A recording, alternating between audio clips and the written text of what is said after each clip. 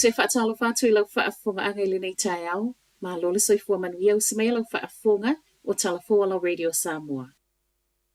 O whaopopo tangata mali liu ono le whao Gabriel, ma e ono le ngata I le whainu mera wa iai le tau nei. O lua I reporte le tau nei mai le ofiso leo o whaamautino mai ai, a o maui ma lia tuaida vai Gisborne, e to atasi le isi tangata maliu whaopopo. O lo masalomia na maliu ina ua maua I lo nga sa iai, ma o lo whaawau so e suenga. Ua to alima iai tangata mali liu e o mai le tau nei, ma o leo whainu mero lo o hawhia I malita mai titi na maua Eskday o li Hawke's Bay I la waulia na nafi. Ai moli maua nisi sa whewa I helikopa e lavia I mai tangata sa ilunga o whale. E le na o le paui o tangata mali liu pe a fua I le vaenga sa o lato I loa mai ilunga o le vani monimo. E iai nisi o tangata I le ima whaiona lavia ina, ona na tuwai ane iai mana va aia wau peupea ilunga o le vai. O le tala fo I lea e tasi, mai le ofiso leo leo. E se mai tangata mali liu, o le tau nei fo iwa whaamaunia mai aia le minister o whila ua Inga Michael Ward, se fulu lua tangata ngā lulue whaavaitai me o lo tau mo whai e whaafisotai. O I lātou nei sa ngā lulue Hawke's Bay, ma e le o mauti noe le minister po o whea tunu o I malanga mai ai. Ta uai fo Ia Ward, lima fe tangata ngā lulue whaavaitai mi le vaenga leo Hawke's Bay wa afia, ma o le toa tele o leo wa malu, se ia vanga nai le toa se fulu lua. Mai le au ngā lulue o lo ave le whaamua mua le sa ilingo le se fulu lua lea I le so, ma a tono o nisi wa sulu atu I nisi o no foanga, ai ele o ilua. O le lautelo tangata I le imaua, silia maletasi ia fe tangata o lo fiu leo leo e tau mawhai e whaafsotai, ai mai se ai o lato au ainga. E o mai la wau liana na fi wafe fasa lau fasa fulu lua tangata wale si talanga I leo leo e whaonga I le tasi o lima, o lo o fiu e whaafsotai.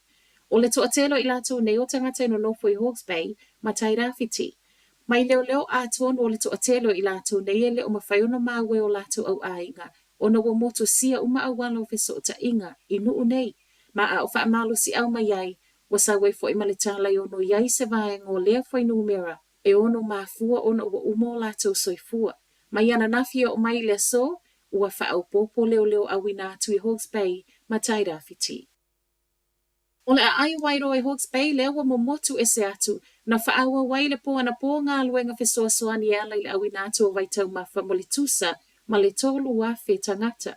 Mai le palemia Chris Hipkins ana nafi, o loo tau mo whaia whaia se barbecue I le so, a toa ma le kili vaina atu o le tusa e tolu se lau I le lima se lau, pusa mea ai a wā a inga nei. Mai le pule nuu Greg Little o le aso na nafi na tuina mai yaila na tala sanga whaala waitele I so o se vaenga tu ma oti. Whaapea pule ngai lalo whaamalu le malo wa mo o mia vave e lona nuu le fesoa soani. Mō whewa inga o le wato e tatala awala I le vao Napier ma Hastings, peita I wairoa I le ai, ma o loo whaalango lango pea I uta whaamomoli awina atu e helikopa. Mo asia singa le malo le tau neo le amalanga tuaile ali palemia Chris Hipkins I Gisborne, e a sia no fuanga o whaalenga ina. O loo whaamoe maua sona taimi lungo le lau ele mo asia singa ai ele I toi taliu I Wellington. Taliu mai le anga I atu I matu, na ave e sea whaatopetope mai nisi o ainga daga viola na po, ona o le popo lengo o le si o le swasami, ma ono le mawhai ai e tali ngalu o na tatali. O le ana pisi le ami whaapele vango tine mue a sia whale o nisi o ainga, whaapea pisi nisi e anga I ese. O le popo lengo le sau o tawhenga mai longa sai ai, whaatasi ma le su o le tai, pe tusalo le tulaiva na po na mafu ayuna la patai, ma ave e sea mai ina ne ila matia. Pei tai o le talafia fia o mai le tulai ono le tau nei, ua whaalea o ngā ina nei la pata inga ma o lea sa ngā whātia la vei tali ngalu na tatali le malolosi o ngalu.